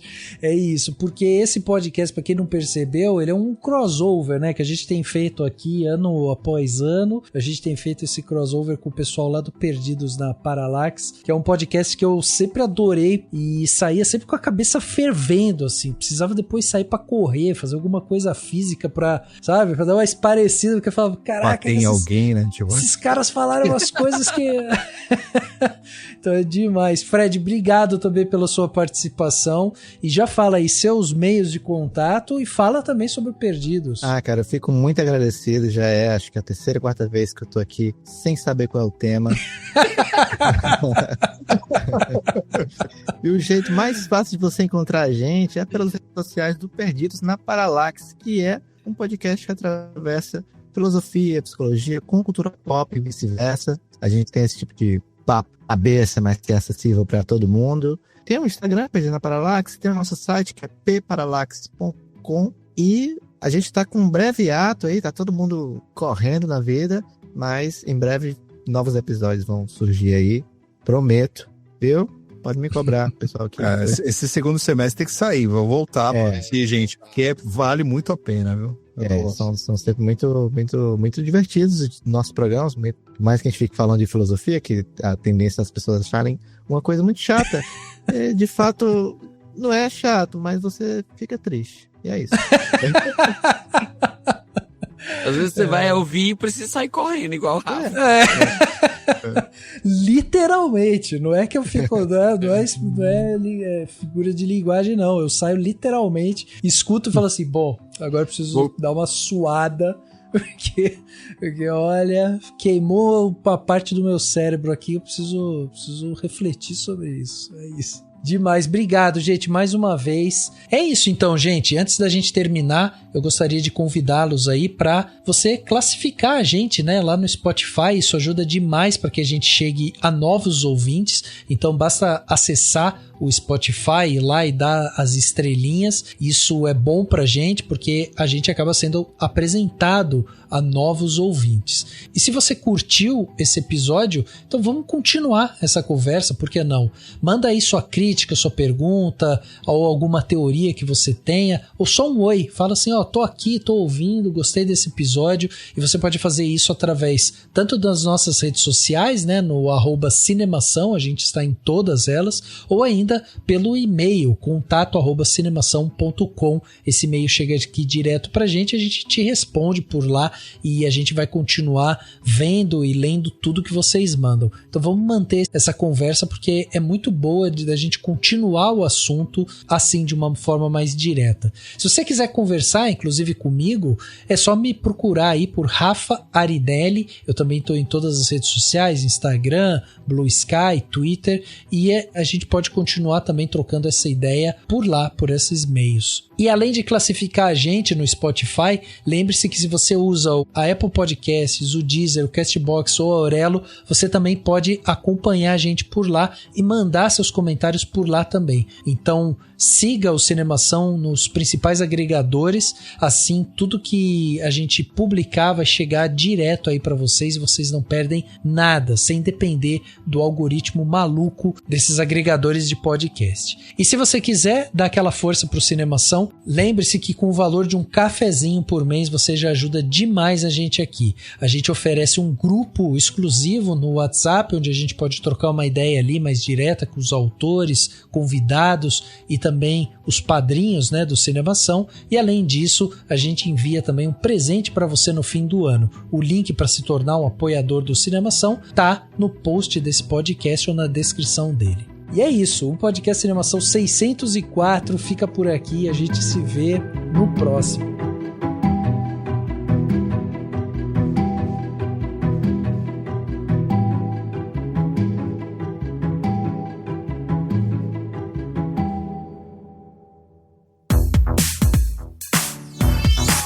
Esse podcast foi editado pela Isso Aí Design. Tudo isso é forma com função, é design estratégico. É isso aí.